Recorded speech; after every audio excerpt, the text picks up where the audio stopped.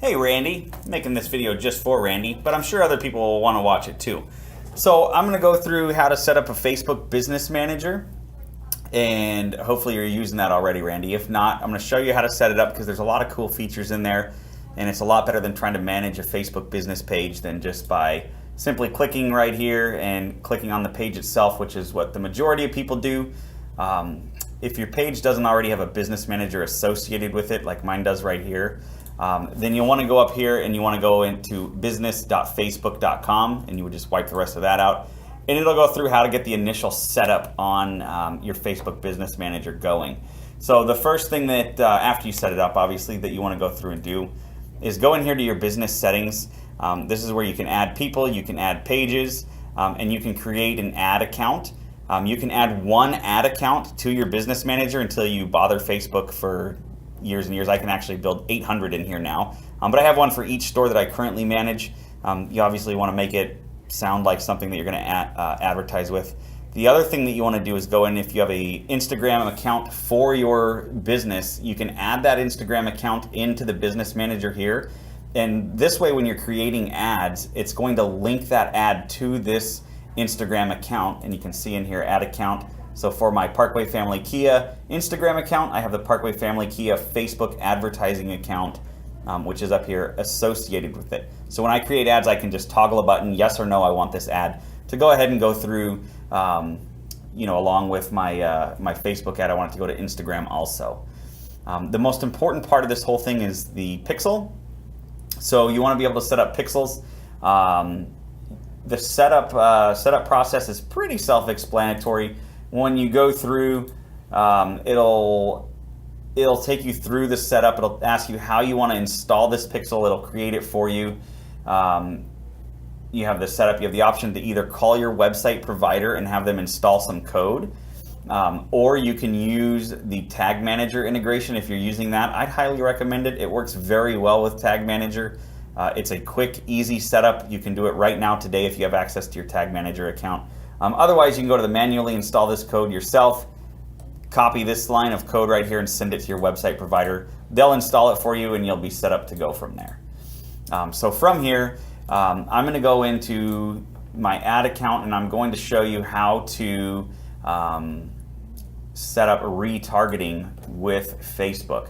The cool thing about retargeting with Facebook is if you have your pixel set up properly, that ad will display in the audience network as well as in Facebook, and you'll have great success with it. I've had great success using the Facebook ad. So I'm in the Power Editor currently. I want to click up here and I want to go to Audiences.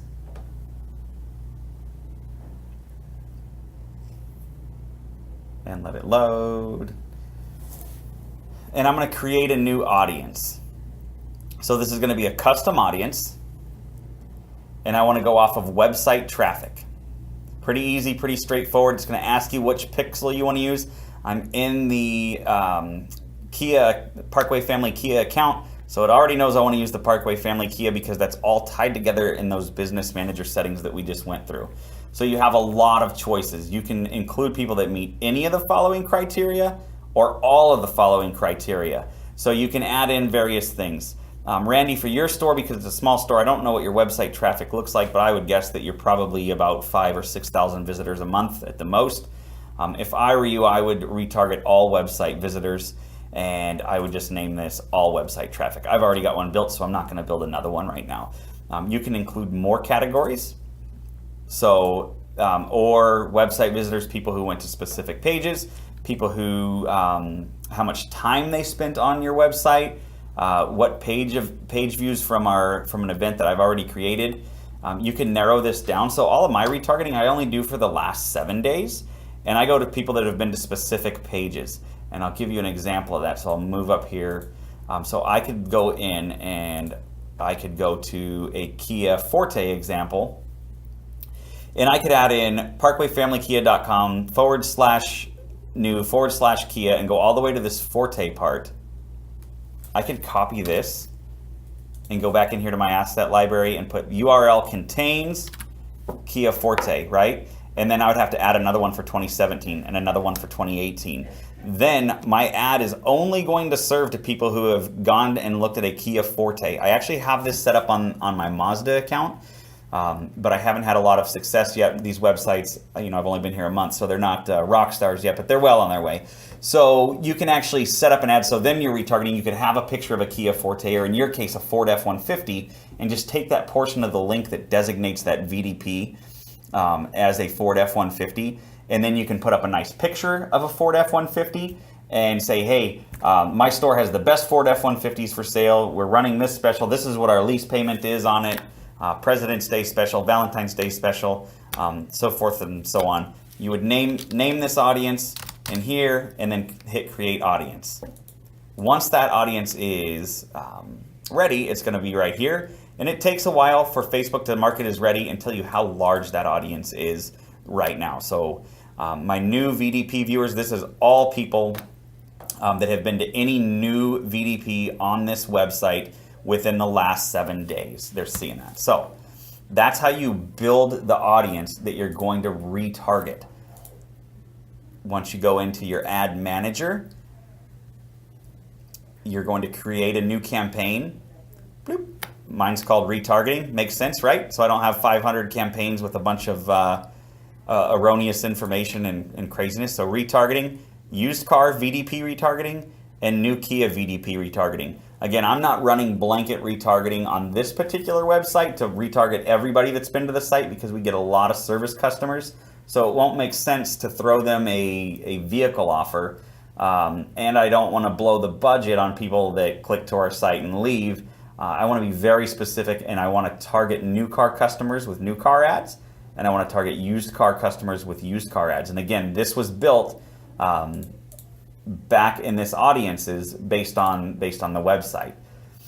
So I'll go in here and I'll just show you what my ad looks like right now. And again, this is all pretty simple to walk through. Wait for my email to go away. All right, cool, there we go.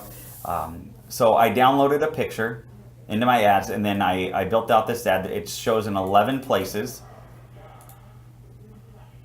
And I'll go through those. Desktop, the last one was feature phone, desktop, instant article, on the desktop, in Instagram, audience network, all the different audience networks.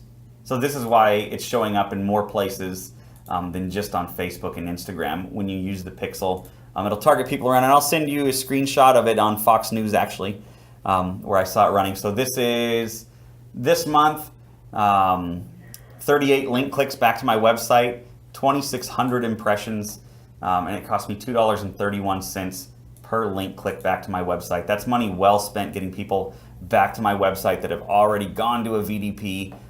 That means they're obviously in the market and looking for a car. So I hope this helped out. I'd be happy to slow down and go over it with you again slowly. We can do a go-to meeting or whatever you like, but I hope this helped you out.